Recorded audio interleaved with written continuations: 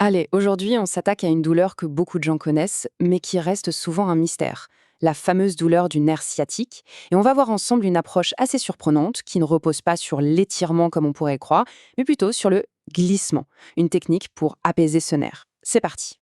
Vous savez, cette douleur tenace, un peu lancinante, parfois ça ressemble à une décharge électrique, d'autres fois c'est comme un coup de poignard. Ça peut commencer dans le bas du dos, passer par la fesse et descendre tout le long de la jambe, parfois même jusqu'au pied. Si cette description évoque quelque chose, eh bien la suite pourrait vraiment éclairer la situation. Ok, avant toute chose, pour comprendre la douleur, il faut comprendre d'où elle vient, non? Alors faisons connaissance avec la source du problème, le nerf sciatique lui-même.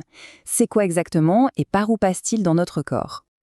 Alors voilà, premier point super important.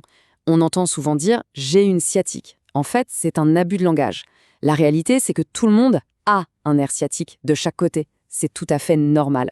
Le vrai souci, ce n'est pas le nerf en lui-même, mais la douleur sciatique. C'est-à-dire quand ce nerf, pour une raison ou une autre, se retrouve irrité et commence à faire mal.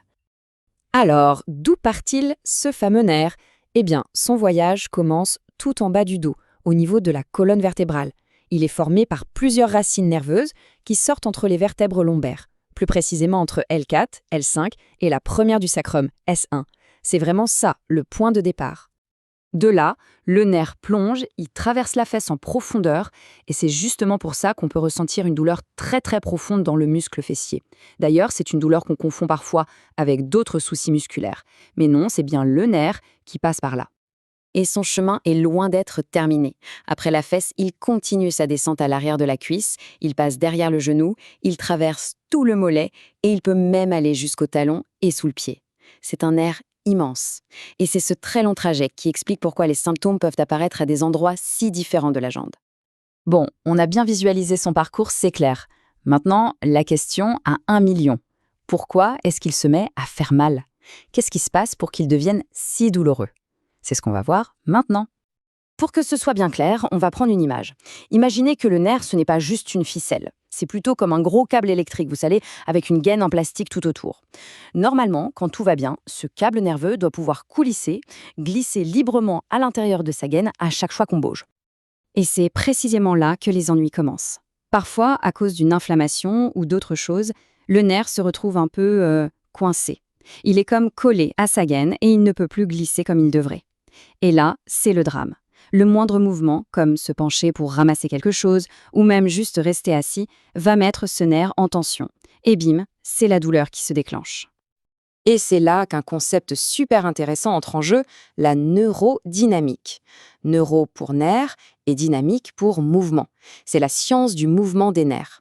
L'idée, ce n'est surtout pas de tirer dessus comme un élastique, mais au contraire de lui réapprendre à bouger en douceur, de restaurer ce fameux glissement naturel.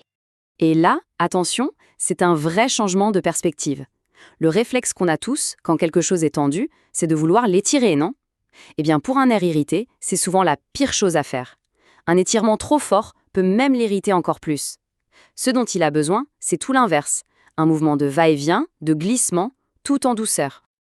Allez, à cette théorie, passons à la pratique. On va voir ensemble un exercice de neurodynamique très simple qui est justement conçu pour aider le nerf sciatique à glisser de nouveau.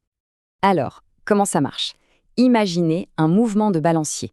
Première étape, on s'assoit et on se laisse un peu tomber en avant, on arrondit le dos et la tête. Deuxième étape, on tend la jambe qui fait mal, bien droite, en ramenant les orteils vers soi.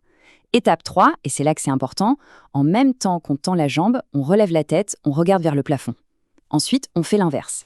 On plie le genou et en même temps, on baisse la tête. On répète ce mouvement coordonné, ce pompage, une dizaine ou une quinzaine de fois. C'est ce va-et-vient qui fait glisser le nerf sans jamais le mettre en tension maximale. Ok, attention. On arrive maintenant au point le plus important de tous. Cet exercice peut être efficace, mais c'est un outil puissant. Et qui dit puissant dit qu'il faut l'utiliser avec une prudence absolue. Se lancer dans de l'autotraitement sans savoir ce qu'on fait, c'est prendre le risque de faire bien plus de mal que de bien. Il y a une phrase qui résume parfaitement l'idée ici. Mieux vaut un bon diagnostic qu'un mauvais traitement. C'est la base de tout. Avant même de penser à essayer quoi que ce soit, il faut être sûr du problème.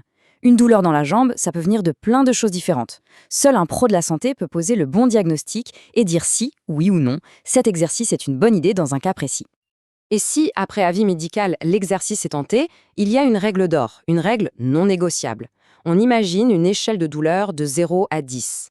0, c'est aucune douleur, 10, c'est la pire imaginable. Pendant le mouvement, la gêne ressentie ne doit jamais, au grand jamais, dépasser 2 ou 3 sur 10. Si ça monte, ne serait-ce qu'un tout petit peu, c'est un signal d'alarme. On arrête tout immédiatement. Donc, pour résumer les points de sécurité, c'est très simple. 1. On consulte toujours un professionnel de santé d'abord, c'est la base. 2. Si la douleur augmente, même un tout petit peu, on arrête, sans discuter. 3. Et c'est crucial, cette technique n'est absolument pas faite pour une hernie discale qui a été diagnostiquée. Ça, c'est un autre problème qui demande un traitement bien spécifique. Bref, la voie royale et la plus sûre, c'est de se faire accompagner par un kiné. En conclusion, ce qu'il faut retenir, c'est que cette idée de faire glisser le nerf au lieu de l'étirer, c'est une piste vraiment fascinante pour soulager certaines douleurs sciatiques. Mais voilà, c'est un outil. Et comme tout outil, il faut savoir s'en servir. Il doit être utilisé intelligemment et surtout avec l'avis et le suivi d'un expert. Et tout ça, ça nous laisse avec une question assez large, non? Et si on arrêtait de penser seulement en termes d'étirement pour toutes les douleurs? Si cette approche, centrée sur le mouvement et la dynamique des nerfs, pouvait changer notre façon de gérer d'autres types de douleurs? C'est une piste de réflexion vraiment intéressante sur la manière dont on comprend et dont on prend soin de notre corps.